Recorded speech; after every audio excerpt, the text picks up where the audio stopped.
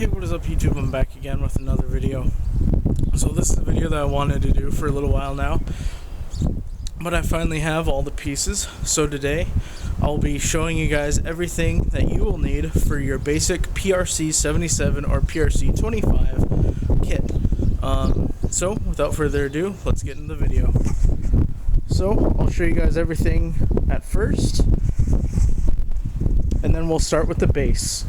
So if you're doing just a normal, I guess, PRC-77 or 25 display, or an early Vietnam RTO impression, then this is going to be your base. This is the carrier for the radio, the 25 and the 77. Let me find so this is the ST-138 radio harness. If you're doing later Vietnam, this is more of an optional piece, because as the war went on, it would be more correct to strap this to your lightweight rucksack, the radio itself. Basically, you got your shoulder straps, adjustable, padded. You got the two horizontal radio straps, and then you have the two vertical radio straps.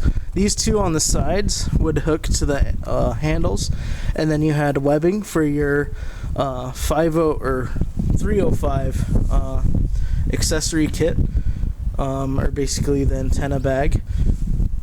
You had, I'd say, less than an inch of a shelf for the body of the radio, and then you had two adjustable clips for your pistol belt, and then you had two bottom clips designed to hold or clip to your butt pack. So this would be designed to be in conjunction with, it would basically integrate your M56 field gear with this if you were the RTO. Next would be your antenna bag or accessories bag, and these are the the 503, there you go, the CW-503/PRC-25 accessories kit bag. Basically just two slide keepers and then a loop if you want to add an extra strap to help secure it. Opening up the snap, you had your first bigger pocket, which would carry the 10-foot antenna, that antenna base, and then typically the gooseneck or your whip antenna. It could carry all four of them at the same time, including the bigger pocket for the handset. I guess that would be more for transport, but if you're actually using this in the field, then you would, of course, never have all of your antennas all in the bag. You would at least be using one, but you would hang this off the side like so, and then up next you would have your gooseneck. That's what this bad boy is. It's about 6-7 inches long. This is the AT-892/PRC-25 flex antenna base is the official terminology for it, and it was the flex antenna base for the AT-892 whip antenna. Now this is an older one. Basically it's shorter, and it's pretty much 7 or 8 layers of measuring tape, like metal. This one has all the metal paint scraped off of it or flaked off of it, and the rubber base still has paint. So you would attach this to your radio, and then that would screw into there like so, and you'd use that together. Next, you'd have your this is the AB-591A antenna support base, and basically it's a thick rubber base that when you weren't using this antenna, you would screw into that spot, and then you would screw in your AT or no, this is the, yeah, this is the AT-271A antenna, and that's the 10-foot antenna, or the tent pole, I guess, like, because it's collapsed, kind of like tent poles. And basically, those were the two main antennas that were typically carried, not all of them. This is not all of the accessories for the 25 or the 77, but these are the most common ones that I'm showing you guys.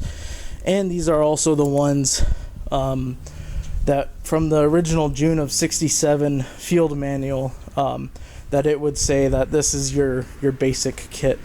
And then next, of course, you'd have your magnesium battery. This is the BA-4386/PRC-25 battery. This one is May of 1980. Of course, it's dead. And this itself would be an accessory, and I'll get to that in a minute. But basically, here's your battery. Don't want that to blow away. Basically, this is your battery.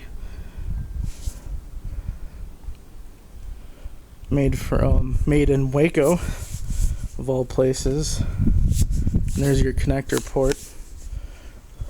So you would have at least one of those.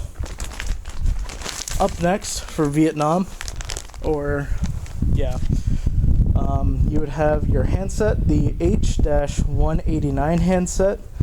I have the H-250 handset. This is the late 70s, early 80s Desert Storm, all the way to modern era handset. I just left it connected because this was a pain to get connected, so I wasn't going to risk taking it off and not being able to put it back on. And then, of course, the radio itself, or the just the PRC-77. And that is everything that you would need for a base kit. Not all of it. Let me show you some accessories that can help spice up your impression. So I'll show you guys the new antenna set that I had in the first video. All these are modern pieces. Here's the bag that it came in.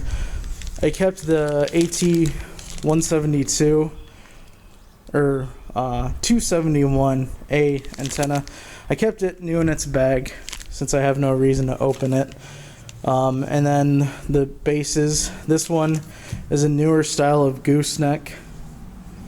My old one that I just got in the mail today doesn't really hold its position, which I kind of hate. I really wish that the seller would have let me know about that. And then this one also came with these two weird adapters that I've never seen before.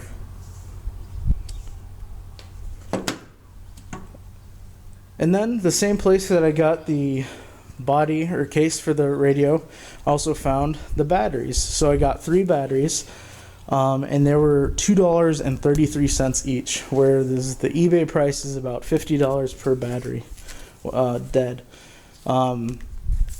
Unfortunately, they required $10 or more online order, so I had to order an extra. This is just a brand new rubber cover for the handset connectors. So in reality, or at least as far as the impression goes, I think you could get away with just having 1 battery, but obviously for a display you're going to want more, so I got 3 of them. Next would be RTOs would typically carry the signal panel, or the VS-17/GVX signal panel. This one is dated 1991, but it still looks the same. Next is the AT-894A/G antenna. This is the reel antenna. It just winds up like a fishing reel, and it has a lock on there. This one is from '78, so it's post-Vietnam. But honestly, it's just going to be sitting in the pouch. And here's the pouch for it. Just 2 slide keepers, no stamps or anything. I'll try and get it open for you guys. So just simple. Now, I was told that this was more of a fire-based item, but you can still find photos of GIs where they would usually hang this off of the opposite side right here. And then hang a few smoke grenades, M18 ones. This is my only one, but typically they would hang those off the back of those straps too.